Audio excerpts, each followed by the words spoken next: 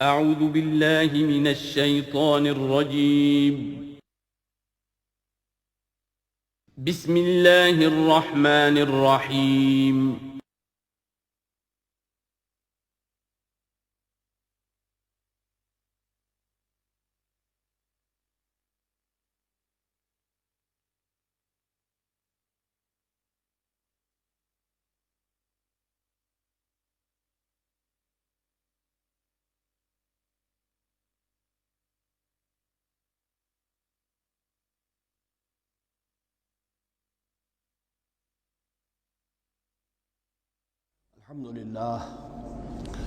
الحمد للہ وکفا والصلاة والسلام علی عباده الذین اصطفى اما بعد فاعوذ باللہ من الشیطان الرجیم بسم اللہ الرحمن الرحیم وَإِذْ قَالَ رَبُّكَ لِلْمَلَائِكَةِ إِنِّي جَاعِلٌ فِي الْأَرْضِ خَلِيفَةً قالوا وتجعل فيها من يفسد فيها ويسفك الدماء ونحن نسبح بحمدك ونقدس لك قال إني أعلم ما لا تعلمون صدق الله العظيم رب اشرح لي صدري ويسر لي أمري واحلل عقدة من لساني يفقهوا قولي۔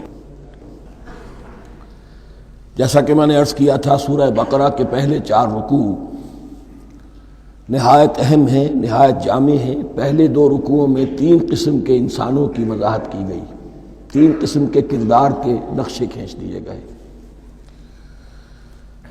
تیسرے رکوع میں قرآن مجید کی دعوت کا خلاصہ آ گیا، توحید فی العقیدہ، توحید فی العمل، یعنی عبادت اللہ کی، ایمان بالرسالت، قرآن مجید کو منزل من اللہ کلام ماننا۔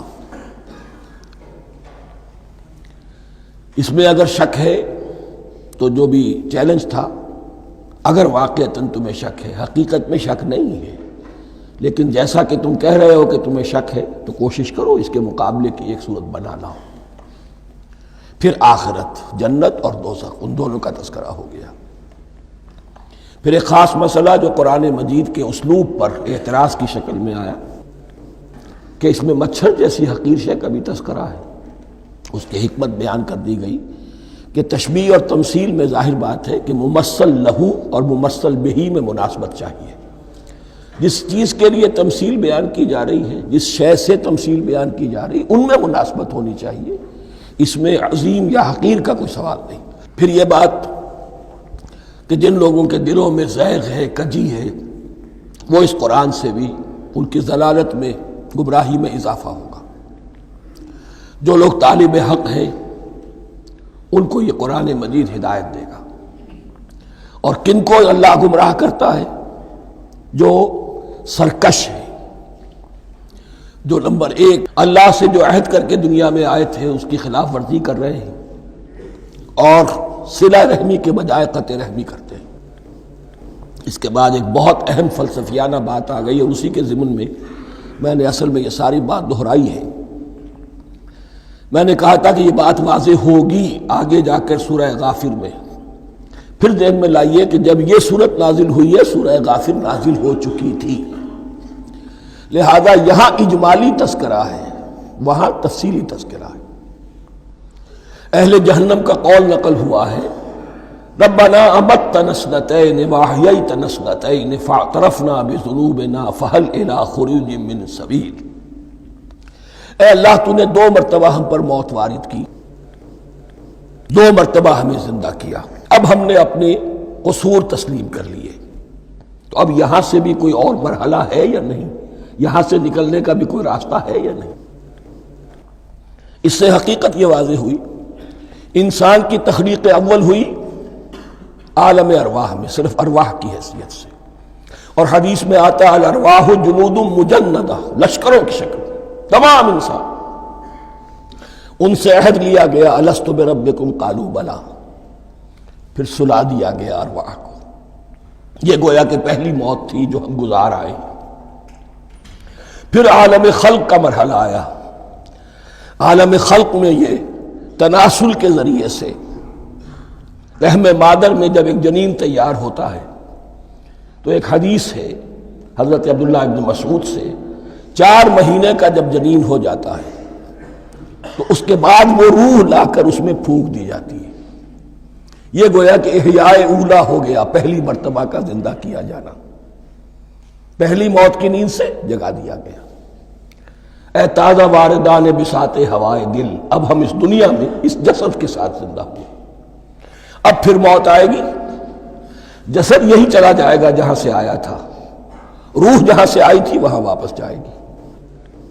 ثم یمیتکم ثم یحییکم ثم الیہ ترجعون، پھر تمہیں اللہ کی طرف لوٹا دیا جائے گا. یہ ہے بہت گہرا نقطہ فلسفہ دین کا.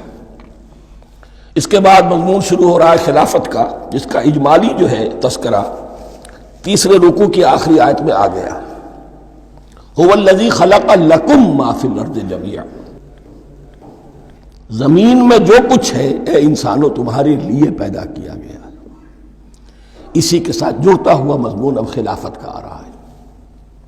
وَإِذْ قَالَ رَبُّكَ لِلْمَلَائِكَةِ إِنِّي جَاعِلٌ فِي الْأَرْضِ خَلِيفَةً، اور یاد کرو جب کہ کہا تھا تمہارے رب نے فرشتوں سے میں بنانے والا ہوں زمین میں ایک خلیفہ. اب خلیفہ کی حقیقت کو سمجھیے. خلیفہ کسے کہتے ہیں؟ نائب. عام طور پر لوگوں کو مغالطہ ہوتا ہے کہ خلیفہ جانشین جو ہے وہ تو کسی کے موت کے بعد ہوتا ہے، زندگی میں تو نہیں ہوتا. لیکن یہاں اصل میں ہمارے لیے بہت آسان ہے. انسان کی جو اصل حقیقت ہے اس دنیا میں اس کو سمجھنے کے لیے یوں سمجھیے کہ ہم آج سے 50 سال پہلے انگریز کے غلام تھے. ہمارا بادشاہ یا ملکہ انگلستان میں تھا یا تھی. دہلی میں وائس رائے ہوتا تھا. وائس رائے کا کام کیا ہے؟ جو حکم آیا ہے his master his majesty's government کا یا ہر میجسٹیز گورنمنٹ کا جو حکم آیا ہے بلا چون و چرا بغیر کسی تغیر اور تبدل کے نافذ کرے. ہاں جہاں کوئی حکم وہاں سے نہیں ہے تو یہاں کے حالات میں بہترین اپنی رائے قائم کرے، غور و فکر کرے یہاں کی مصلحتیں کیا ہے. جو چیز بھی امپائر کی مصلحت میں ہو اس کے مطابق فیصلہ کر سکتا ہے. بین ہی یہی رشتہ ہے. اللہ ہے لیکن اللہ نے اپنے آپ کو غیب کے پردے میں چھپا لیا ہے. زمین پر انسان ہے. اب انسان کا کام یہ ہے جو ہدایت آ رہی ہے اللہ کی طرف سے اس پر تو بے چون و چرا عمل کرے. جہاں کوئی ایکسپریس ہدایت نہیں ہے، کوئی واضح ہدایت نہیں ہے، وہاں اپنے بیسٹ ججمنٹ کو ایکسرسائز کرے. اسی کا نام اجتہاد ہے. غور و فکر کرے، سوچے، اور جو بات روح دین کے زیادہ سے زیادہ مطابقت رکھنے والی ہو اس کو اختیار کر لے. بین ہی یہی رشتہ ہے در حقیقت رشتہ خلافت کہ جو اللہ اور انسان کے مابین ہے. اب یہ جو دی گئی ہے یہ حیثیت تمام انسانوں کو دی گئی ہے. پوٹینشلی ہر انسان اللہ کا خلیفہ ہے. لیکن جو اللہ کا باغی ہو جائے، جو خود حاکمیت کا مدعی ہو گیا، گویا کہ وہ باغی ہے. اب اگر شاہ جہاں بادشاہ تھا، اس کا کوئی ولی عہد تھا، اور ولی عہد جو ہے صبر نہیں کر سکتا، اپنے باپ کی زندگی ہی میں بغاوت کر دیتا ہے، حکومت حاصل کرنا چاہتا ہے، تو اب وہ کیا ہے؟ واجب القتل ہے. جو لوگ بھی حاکمیت کے مدعی ہو گئے ویسے تو حقیقت واجب القتل ہے، لیکن دنیا میں مہلت دی ہے اللہ نے. یہ دار الامتحان ہے. فوراً قتل نہیں کرتا، فوراً ختم نہیں کرتا. وَلَوْلَا كَلِمَةٌ سَبَقَتْ مِن رَبِّكَ إِلَىٰ أَجَلٍ مُّسَمًّى لَقُضِيَ بَيْنَهُمْ، اگر یہ پہلے بات طے نہ ہو چکی ہوتی، ایک وقت معین تک کے لیے انہیں مہلت اللہ نے نہ دی ہوتی تو اللہ فیصلہ چکا دیتا. لیکن مہلت دی ہے. لیکن کم سے کم اتنی سزا ملتی ہے کہ اب وہ خلافت کے حق سے محروم کر دیے گئے.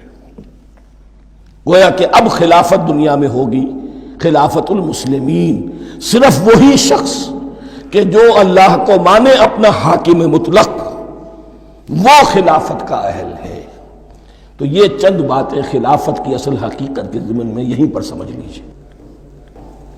وَإِذْ قَالَ رَبُّكَ لِلْمَلَائِكَةِ إِنِّي جَاعِلٌ فِي الْأَرْضِ خَلِيفَةً قَالُوا وَتَجْعَلُ فِيهَا مَن يُفْسِدُ فِيهَا وَيَسْفِكُ الدِّمَاءَ وَنَحْنُ نُسَبِّحُ بِحَمْدِكَ وَنُقَدِّسُ لَكَ.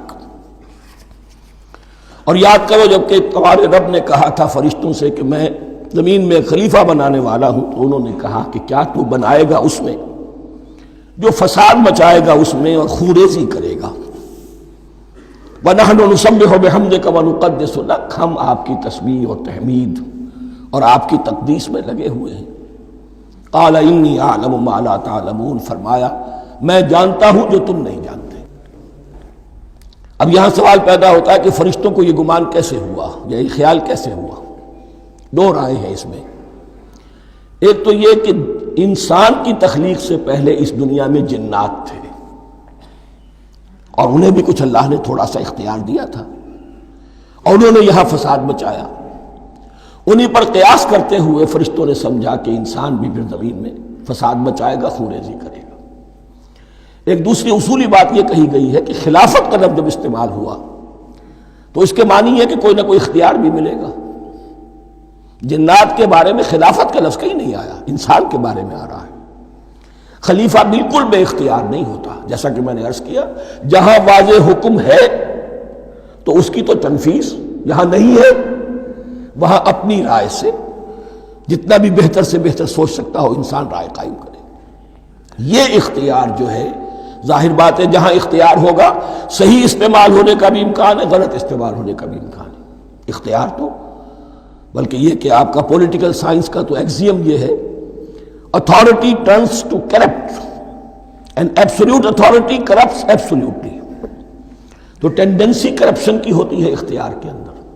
اس بنا پر انہوں نے قیاس کیا کہ اس میں فساد ہوگا، خوریزی ہوگی۔ اللہ تعالیٰ نے فرمایا اپنی حکمتوں سے میں خود واقف ہوں، میں کیوں بنا رہا ہوں یہ میں جانتا ہوں، تم نہیں جانتے۔ وَعَلَّمَ آدَمَ الْأَسْمَاءَ كُلَّهَا، اور اللہ نے سکھا دیے آدم کو تمام کے تمام نام۔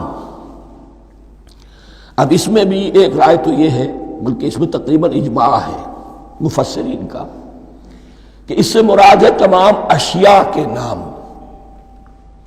اور تمام اشیاء کے نام سے مراد ہے ان کی حقیقت کا علم۔ ہیومن نالج جو ہے، اگر آپ اس کا تجزیہ کریں گے تو وہ یہی ہے کہ انسان ایک چیز کو پہچانتا ہے، پھر اس کے لیے ایک نام رکھتا ہے یا کوئی ٹرم اس کے لیے قائم کرتا ہے۔ اس نام یا ٹرم اور اس کے حوالے سے، اصطلاح کے حوالے سے بہت سے حقائق کو اپنے ذہن کے اندر محفوظ کرتا ہے۔ تو گویا کہ ان علمہ آدم الاسماء کلہا، تمام نام سکھا دیے کل مادی کائنات کے اندر جو کچھ وجود میں آنے والا تھا، ان سب کی حقیقت سے پوٹینشلی حضرت آدم کو آگاہ کر دیا۔